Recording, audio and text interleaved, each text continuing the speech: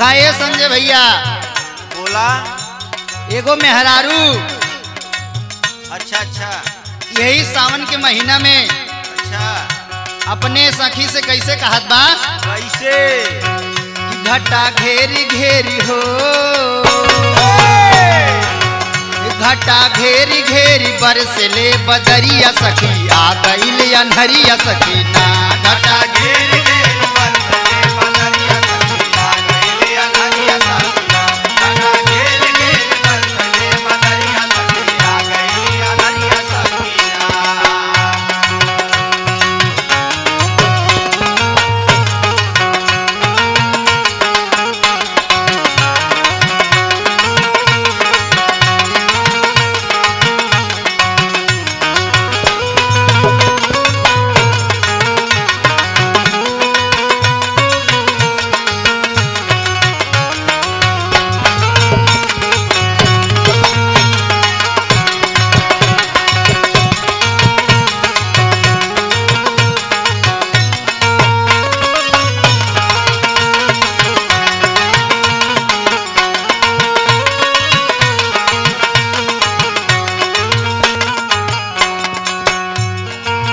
और जानत हुआ भैया सावन में कैसे कहलस कैसे? पड़ सावनी बुहार करे पपिहा पुकार करे पापिया पुकार करे पापिया पुकार करे पापिया पुकार करे पापिया पुकार। कि अब ही अइले नहीं हो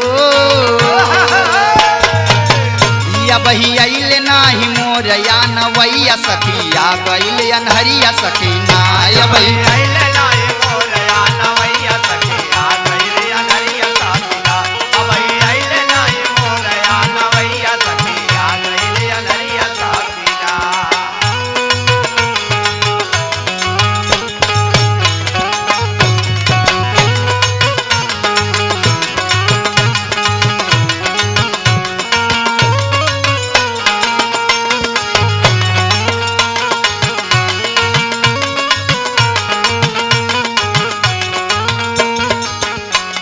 और अगवा कैसे कहलस कैसे? गरजे बदरा मोरवा बोले मन भीतरी से डोले भीतरी से डोले मन भीतरी से डोले मन भीतरी से डोले मन भीतरी से डोले।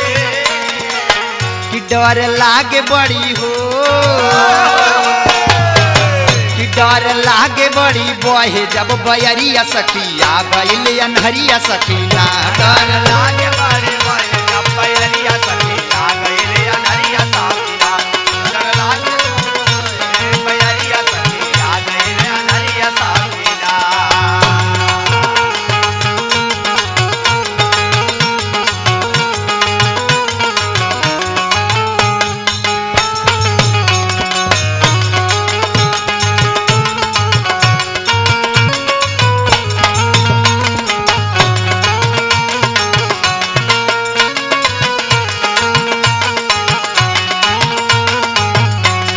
और जानत हुआ भैया बोला बोला का कहत बा कहले ई भोला बीडी कहे बात भी मडा बलू के साथ अभी मजा बालों के साथ अभी मजा बालों के साथ अभी मजा बालों के साथ अभी मजा बालों के साथ। देखा खेल सब हो कि देखा खेल सब सावन में कजरिया सखी आ गइल अनहरिया सखी ना देखा खेले सब